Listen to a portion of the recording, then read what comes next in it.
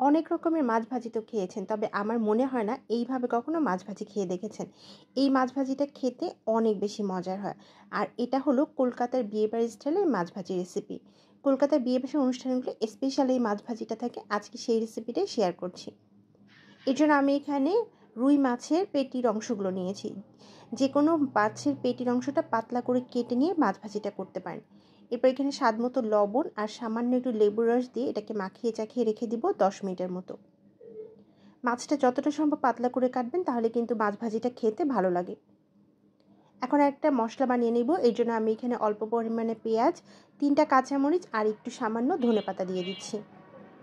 এখন এগুলোকে ব্লেন্ড করে নিয়ে এর মধ্যে দিয়ে দিচ্ছি সামান্য একটু আদা বাটা, হলুদ গুঁড়া, সামান্য একটু লাল মরিচ গুঁড়া, সামান্য একটু ভাজা ধনিয়া গুঁড়া, তারপর দিয়ে দিলাম সামান্য একটু ভাজা জিরার গুঁড়া আর দিয়ে দিচ্ছি মৌরি গুঁড়ো।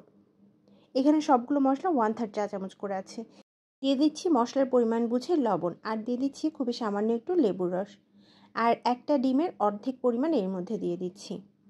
এখন মশলাগুলোকে প্রথমে মাখিয়ে নেওয়ার পর এর সাথে আমি মাছগুলোকে খুব ভালোভাবে মাখিয়ে নিব। প্রতিটা মাছে যেন মশলা ভালোভাবে লেগে যায়, এইভাবে মেখে ছেঁকে রেস্টে রেখে দিব প্রায় 1 ঘন্টার মতো। এর আগে আমি এর মধ্যে দিয়ে দিচ্ছি 1 চা চামচ কর্নফ্লাওয়ার দিয়ে আবারও মাখিয়ে চাখিয়ে ঠিক রেস্টে রাখতে হবে 1 ঘন্টা। এই মাছগুলো ভাজার জন্য আমাদের ব্রেড ক্রাম্ব প্রয়োজন হবে। কিছু পাউরুটি ভেজে তারপর এগুলোকে গুঁড়ো করে নিয়েছি। মাছগুলো অনেকক্ষণ রেস্টে রেখেছিলাম। এখন এখান থেকে একটা করে মাছ নিয়ে মাছের এপিঠ ওপিঠে মশলাটা ভালোভাবে লাগিয়ে নেওয়ার পর ব্রেড ক্রাম্বে দিয়ে এপিঠ ওপিঠ ভালোভাবে চেপে চেপে ব্রেড ক্রাম্ব লাগিয়ে নিব।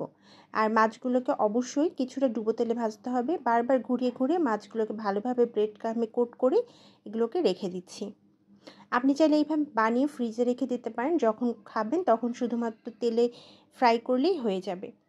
মাছগুলোকে অবশ্যই ডিপ ফ্রাই করতে হবে। এর জন্য প্যানে খুব বেশি পরিমাণে তেল দিয়ে একটু ভালোভাবে গরম করে নিয়েছি।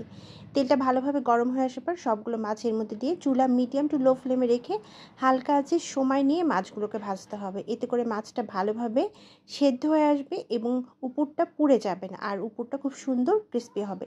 দুপাশে এরকম একটু ডিপ কালার হলেই উঠিয়ে নিতে হবে। এই মাছ ভাজিগুলো যে শুধুমাত্র পোলাও, খিচুড়ি বা ভাতের সাথে খেতে পারবেন তা কিন্তু না। আপনি চাইলে শুধুমাত্র সসে ডিপ করেও এই মাছ ভাজিটা খেতে পারেন। বিকেলের নাস্তা স্ন্যাক্স হিসেবেও কিন্তু এই ফিশ ফ্রাইটা রাখতে পারেন। এটা খেতে কিন্তু অনেক বেশি মজার হয়।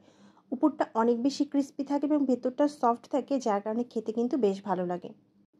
উপরে ক্রিস্পি থাকার কারণে এবং ভেতরটা সফট হওয়ার কারণে এই মাছ ভাজির টেস্টটা একদমই ভিন্ন রকম হয়ে থাকে। আর ব্রেড ক্রাম্ব দেওয়ার কারণে উপরটা কিছুটা মিষ্টি ফ্লেভার রাখে, যার কারণে টেস্টটা আমার কাছে বেশি ভালো লাগে। রেসিপিটা ভালো লাগলে কমেন্টস করে জানাতে ভুলবেন না। আজকের মতো বিদায় নিচ্ছি। আল্লাহ হাফিজ।